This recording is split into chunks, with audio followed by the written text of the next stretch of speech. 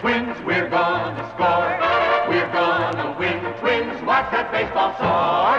Crack out a home run, shout a hip hooray.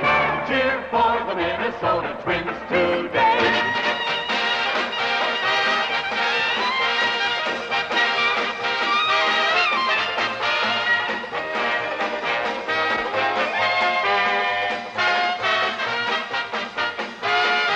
Welcome to Aimless TV. I'm your host, Richard A. Claddy. I've got a special guest tonight, Bob Showers. Bob, welcome to the show. Thank you. And this is part 2 of the Twins at the Met. Bob Showers has written this book. Now, I understand you got exclusive right to some pictures, and that's where we kind of ended part 1. We're just getting into the story these pictures told. Yeah, I was able to get access to all the Twins photos, so what I wanted to do was use the photos in my interviews with Harmon and Rod and Jim Cott, Tony O, and let those photos evoke the memories, as opposed to me just asking these guys the same questions that they get asked in so many interviews. Sure. And specifically the headshots of all of the players, I wanted them to go through and just see. And now there's a lot of headshots of all the Twins players that played throughout at the Met Stadium. Played at the Met era, 61 until 81. Those years the Twins were at the Met. So it came to about 263 different ball players in that. And there's era. a lot of forgotten names That's or right. people that maybe didn't even hear of before. Yeah, and that's what was fun about having the guys go through and look at those photos and let those faces jog the memories, as opposed to just saying, tell me a story about, Danny Goodwin, tell me a story about Danny Ford, but seeing the faces and having that be the impetus for the memories to come flooding back. And it wasn't just the big name players who had the stories. Sure. You never knew even an insignificant player might have been attached to a fun story. And that happened when I was interviewing Roy Smalley, our shortstop back in the Met Stadium era. Roy was going through those photos and having so much fun reminiscing. And he came upon a photo of a little used shortstop that we had in the 1970s, Sam Perlazzo. Now, Sam Perlazzo has gone on to a post-baseball career. He was manager for the Orioles for a number of years. He was a coach for the Phillies, and he's currently a minor league instructor with the Twins. So Sammy has stayed in baseball, but at the time he was just kind of a farmhand with the Twins. Okay. But Roy saw this picture of Sammy Perlazzo, and he says, my gosh, Sammy Perlazzo. He says, I think one of the greatest stories I remember from Twins history involves Sammy Perlazzo. And he says, it never gets told. And Roy said, in fact, I'd forgotten it for so many years until seeing this photo. But Roy went on to say it was the last game of the season in 1977. He said the Twins were playing on the road at Milwaukee in County Stadium. He said the Twins, we were out of contention. The Brewers were out of contention. So on this Sunday afternoon, last game of the season, the game meant nothing.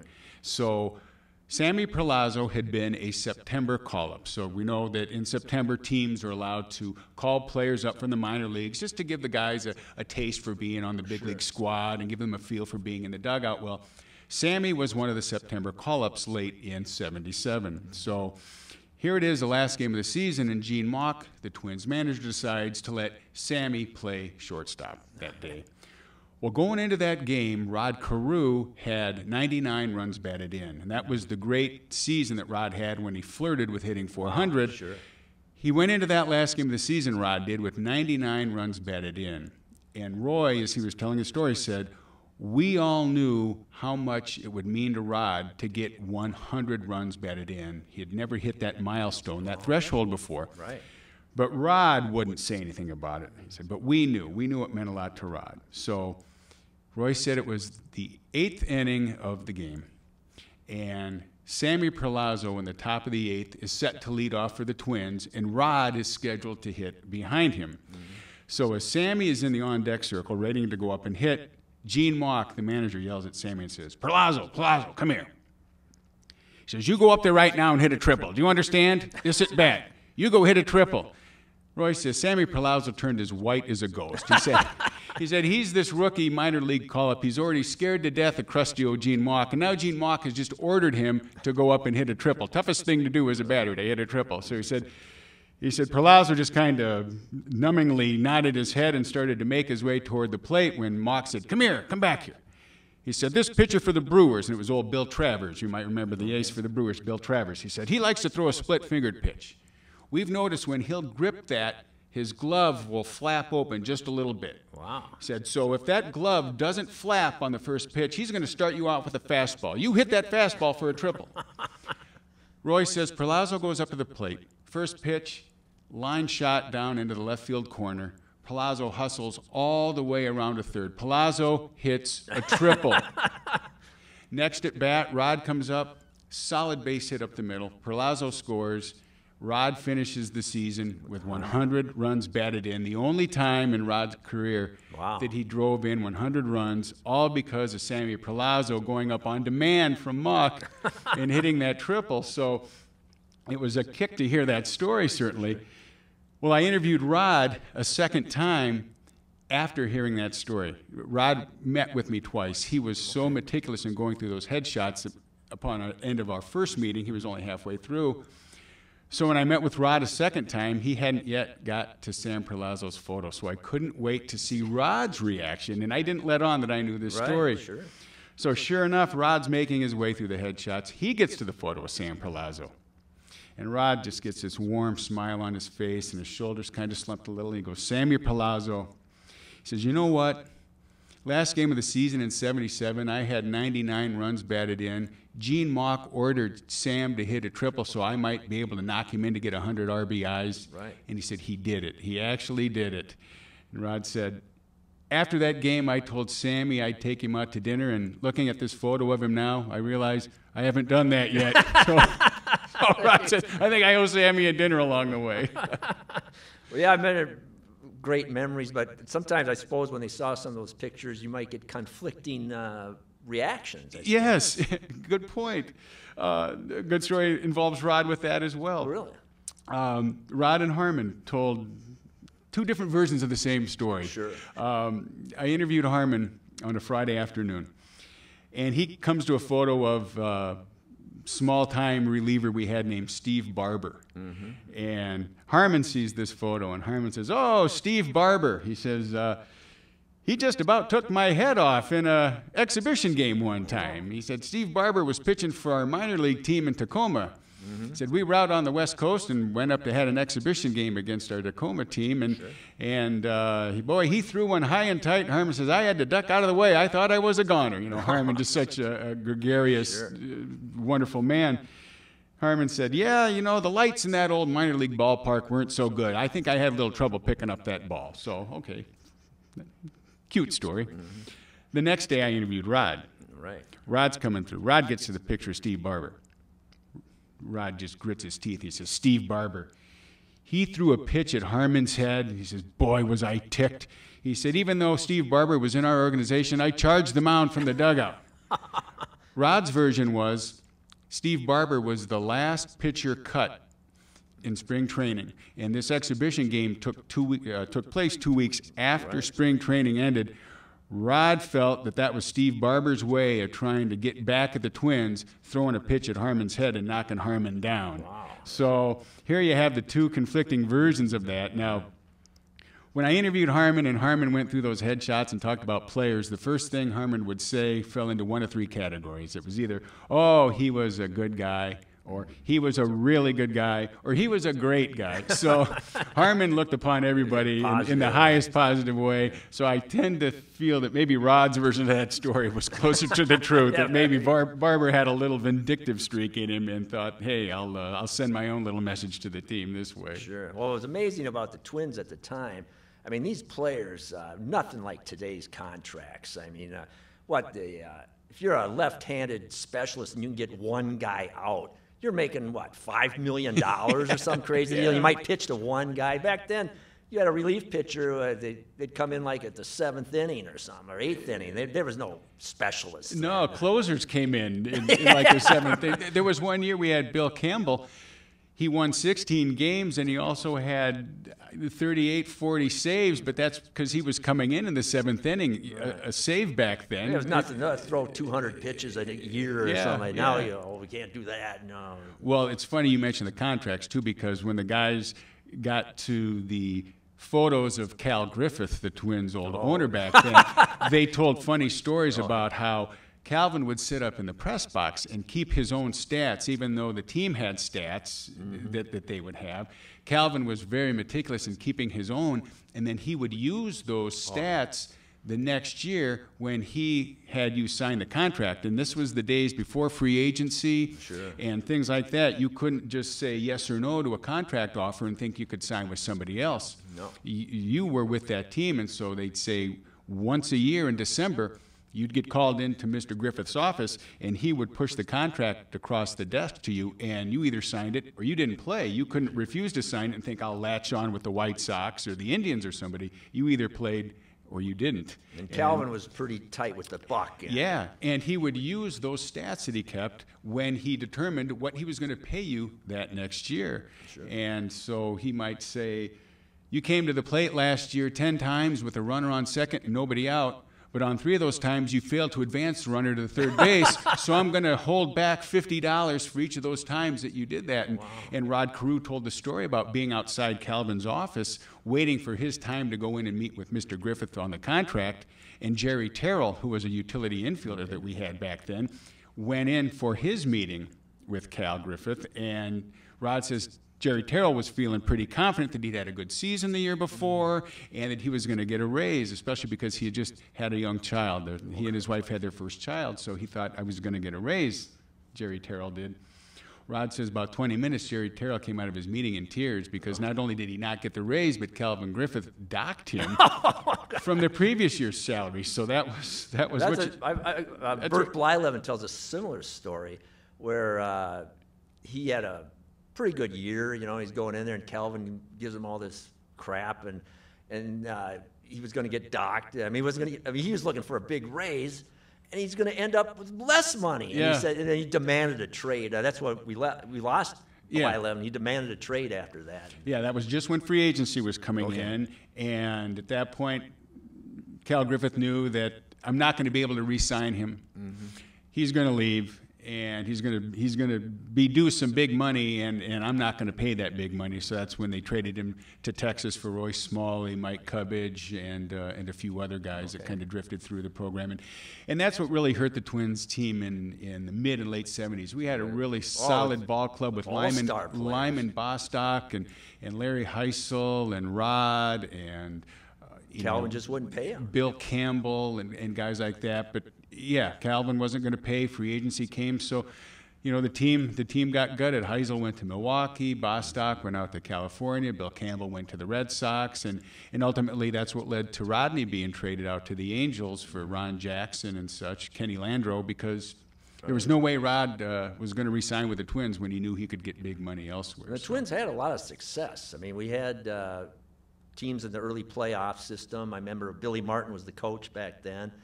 And it was kind of, for Calvin, there's the pros and cons about Calvin. You could tell stories, but let's face it, he was a baseball man. He knew baseball. Yeah. And he produced a great product, but then he just couldn't understand the modern player, I don't know, or he didn't understand the economics, the changing times, and we ended up losing these very outstanding players. Yeah, he was looked upon as the dinosaur, one of the last of the family-owned franchises, and so there just wasn't the money there that other teams had, other teams to spend, and even Harmon Killebrew ended up his career with the Kansas City Royals. Yeah.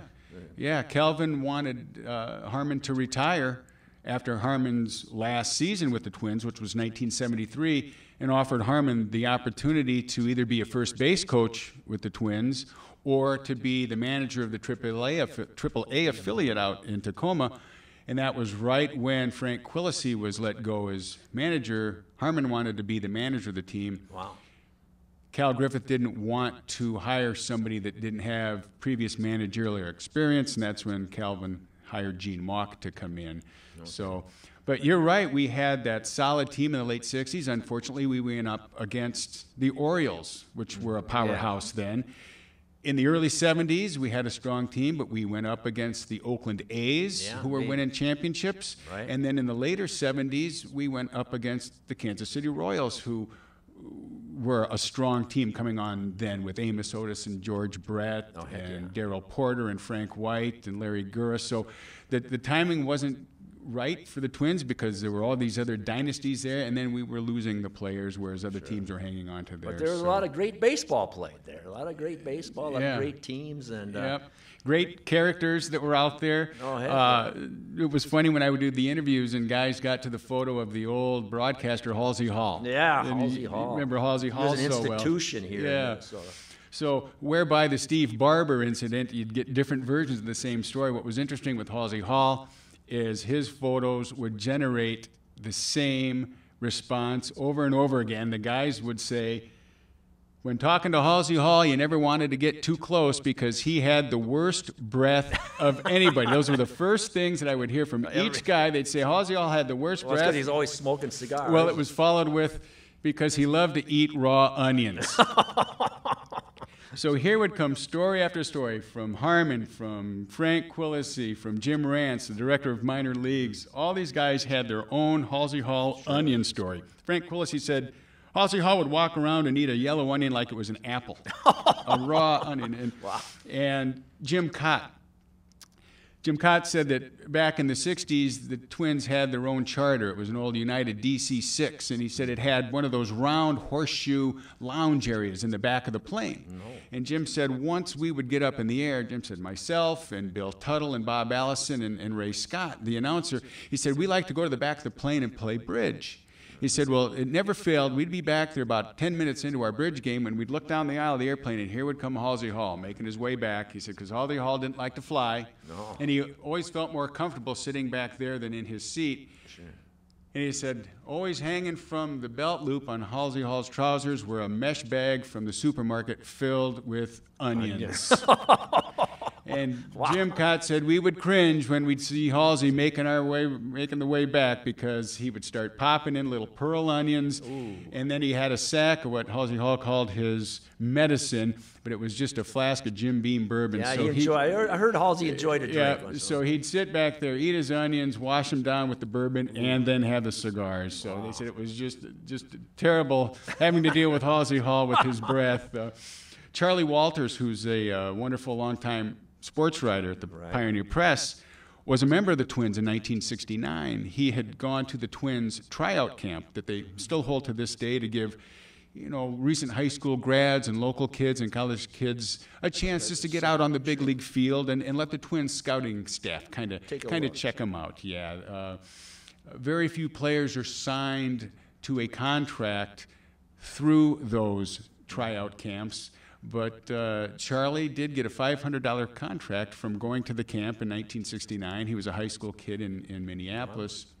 So Charlie went to the tryout camp in 65, correct myself, got the $500 contract, and he made the team in 69 coming out of spring training. So he had moved through the minor leagues for a number of years, made the club in 1969. He was a big, tall, lanky pitcher, threw the fastball, and he told a story about what a thrill it was when Billy Martin came up to him at the end of training camp in 1969 and told him, you're part of the team. He said he was so thrilled. Now this team that he had grown up loving and idolizing players like Allison and Camilo Pascual and Tornillo, now he was going to be a member of the Twins. And he talked about what a thrill it was when he got on the airplane for the first road trip because the team had left spring training, come back to the Twin Cities for a welcome luncheon, and then they were starting their road trip down in Kansas City to begin the season. And he said he was so thrilled now he's getting on the airplane with all of these guys who were his heroes. And as he gets on the plane and is walking down the aisle, he sees Halsey Hall, and he's thinking, boy, there's Halsey Hall, the guy I've been listening to all these years. And there's an empty seat on the plane next to Halsey Hall, and some of the players told him, he can sit next to Halsey Hall. He's in for a surprise. So he was so thrilled to sit next to Halsey Hall. Charlie said, boy, 5 minutes after I sat down, I realized why that seat was empty. Said Halsey Hall opened up his briefcase and pulled out some scallions, some long onions, and just started chomping away on him. And then out came the flask. And Charlie said that 2-hour flight to Kansas City was the longest 2 hours that he'd ever spent. No doubt. And you also mentioned Ray Scott. He's a Hall of Fame announcer. I mean, we had some great talent following these games. I mean, announcing them. Yeah, it was fun for us fans to get to hear those great voices calling the games. And I was growing up back then in Waterloo, Iowa, kind of on the outskirts of town, and there was a radio station out of Des Moines that had a very strong signal that picked up the Twins game, so I was able to listen to Herb Carneal. Oh, right. And it would just come through as clear as a bell to hear those games and Herb Carneal's wonderful voice. And Kent Herbeck made the comment that you always knew school was just about ready to be out when you started hearing Herb Carneal's voice. Right. When baseball season started in mid-April, Kent said, growing up in Bloomington like he did, that his mom always had a transistor radio on when she was, hanging clothes on the clothesline in the backyard or in the kitchen, right, cooking dinner. Always had the transistor radio on and Herb Carneal's voice. So I always got a kick and could identify with Kent's comment about how you knew school was close to being out when you started hearing Herb Carneal's voice. Talking about hearing baseball games, this goes back to Halsey Hall. I was at a park, and some kid yelled at me. I turned around, he hit me right in the eye with an apple. I mean, from about 10 feet, line drive right into my eyeball. So I had a blood clot, and I was like, I don't know, 7, 8 years old, and I was in the hospital for a week, and I couldn't move, and they had to cover the other eye so the blood clot wouldn't go to the head and kill me, or put the stress on the other eye, too. So here I am, 7, 8 years old, sitting in how antsy I must have been. So I'm sitting in this hospital for a week, and all I could do was listen to, the only thing I remember is listening to baseball games every night. Yeah. That got me through it, basically. Yeah.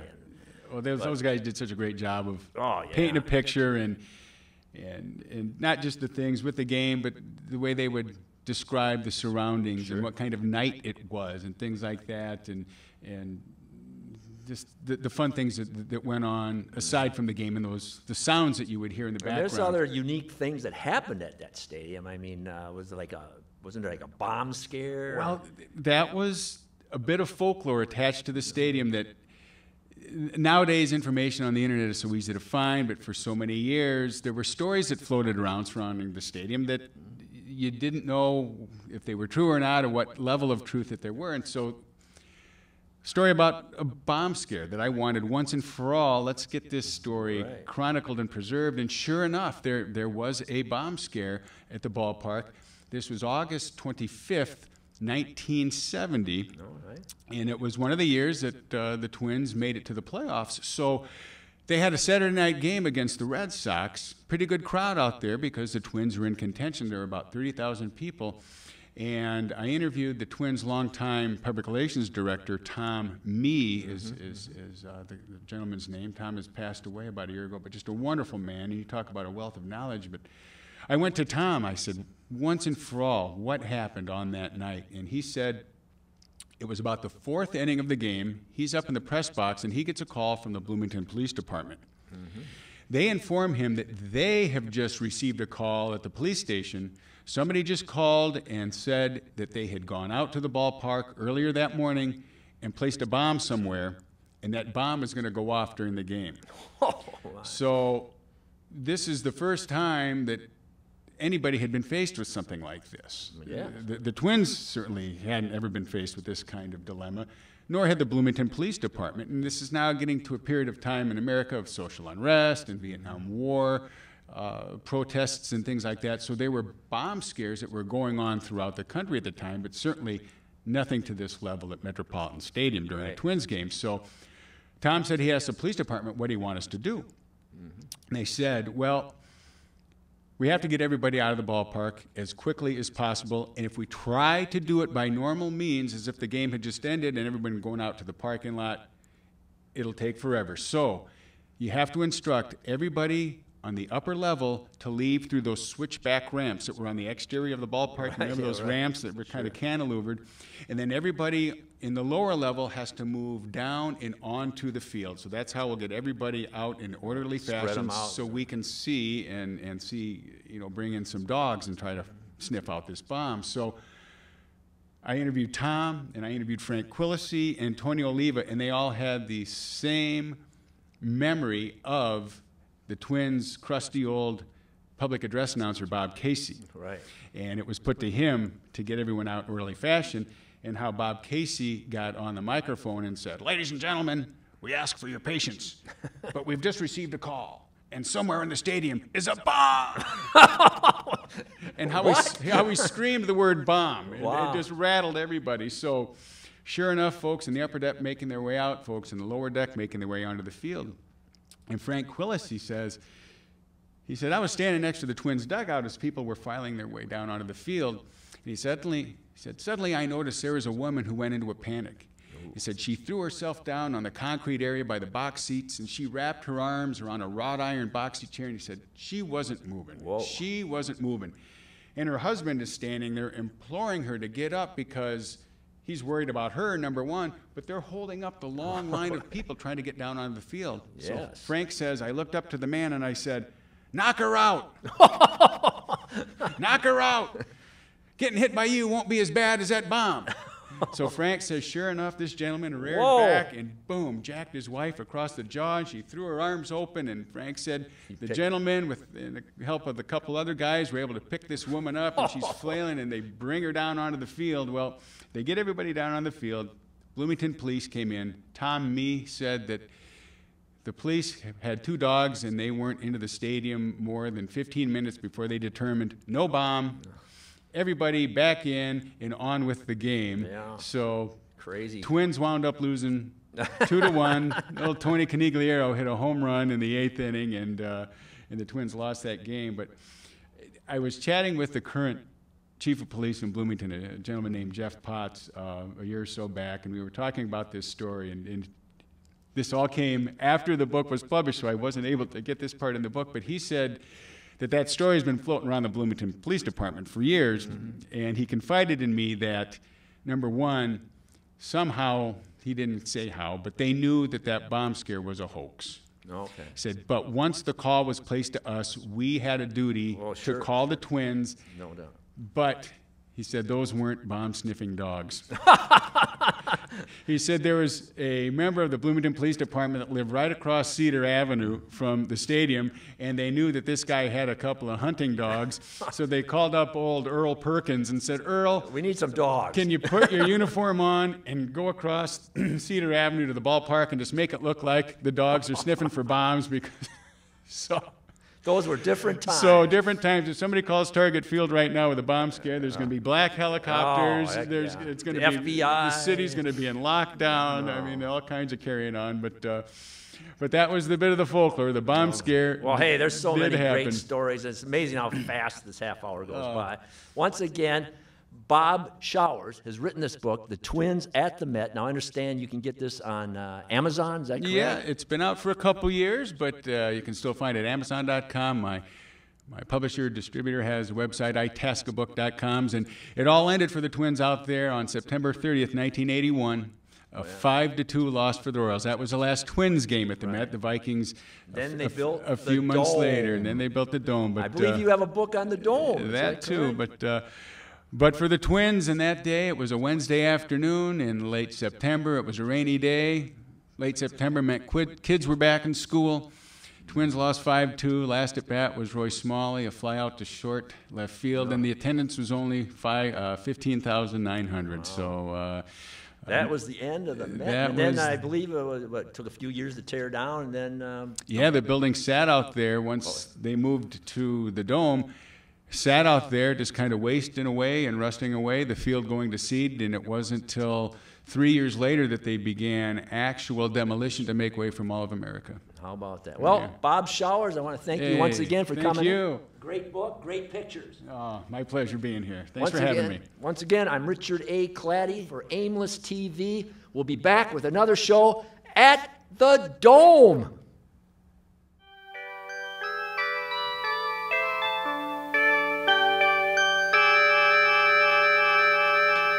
When the Senators stopped playing ball, the Twin Cities got the call. Minnesota joined the American League. With Mealy at the reins, the Twins made instant gains. In '65, they had the flag and an MVP. I'm talking baseball. Allison and Perry Twins. Baseball. Kitty Cott and Jerry. Don Mincher and Mudcat coming through. Jimmy Hall and Davy Boswell too, just like Tony the Killer and Carew.